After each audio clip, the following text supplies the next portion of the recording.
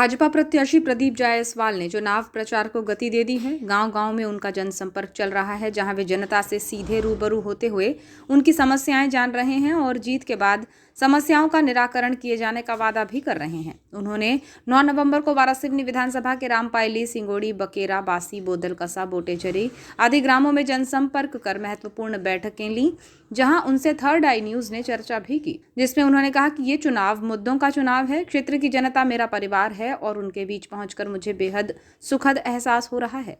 भाजपा प्रत्याशी जायसवाल अपने प्रतिद्वंदियों पर आक्रामक भी नजर आए, जिसमें उन्होंने कहा कि उन प्रत्याशियों से पूछना चाहिए कि जब कोरोना काल था, मानवता की सेवा का समय था, तो वे क्यों गायब हो गए थे।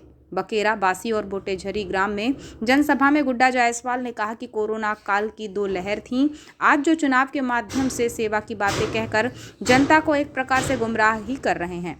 हमने नगर ही नहीं बल्कि ग्राम ग्राम में आवश्यक सामग्रियां पहुंचाकर कोविड अस्पताल सहित ऑक्सीजन प्लांट तक वारासिवनी में खोलकर हजारों जिंदगियों को सुरक्षित करने का कार्य किया था। रामपायली में उन्होंने अपने कार्यकर्ताओं के साथ चुनावी रणनीति पर गंभीर चर्चा कर जनसंपर्क अभियान सहित प्रदेश सरकार की जन कल्याणकारी योजनाओं को जनमानस तक पहुंचाने के निर्देश दिए।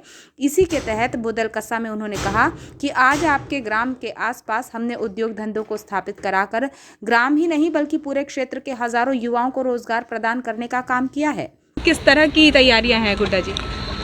देखिए, हमारा चुनाव पूरे प्रदेश में अंतिम दौर पे चल रहा है और इसमें हम लोग अभी तक तो हमारे जितने कार्यकर्ता थे, कार्यकर्ताओं के साथ रायशुमारी कर रहे थे, बैठक कर रहे थे, लेकिन अब आम जनता से जनसंपर्क अभियान हमारा चालू हो गया है जो 17 तारीख तक चलेगा जी। और कुछ बड़े नेताओं के भी आने की जानकारी कल हमारे माननीय मुख्यमंत्री जी आ रहे हैं और कल के बाद 17 तारीख तक 7 दिन जो बचे हैं उसमें भी कोई ना कोई बड़े सेलिब्रिटी कोई ना कोई आएंगे उसमें जी। और नुक्कड़ सभाओं का दौर किस तरह जारी है? जैसे जैसे जितने हमारे बाजार रहते हैं, इन सारे बाजारों में हमारी बड़ी आम सभा होती है और बड़ी आम सभा के साथ साथ हमारी जो नुक्कड़ सभा है, नुक्कड़ सभा भी हम कार्यकर्ता ले रहे हैं जी।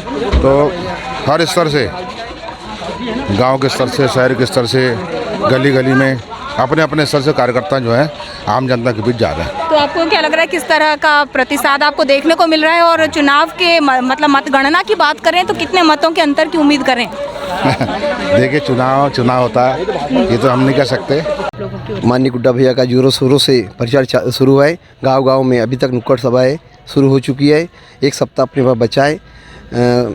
चुनाव माहौल अच्छा चल रहा है गुड्डा भैया का और भारी मतों से विजय हो रहे हैं। आपका क्या कहना है? मैं ये मानता हूँ आज जो गुड्डा भैया गांव-गांव में अपने लोगों के बीच जा रहे हैं, ये जनसंपर्क नहीं, अपनों से आशीर्वाद लेने के लिए जा रहे हैं और अपने घर परिवार से मुलाकात करने के लिए जा रहे हैं।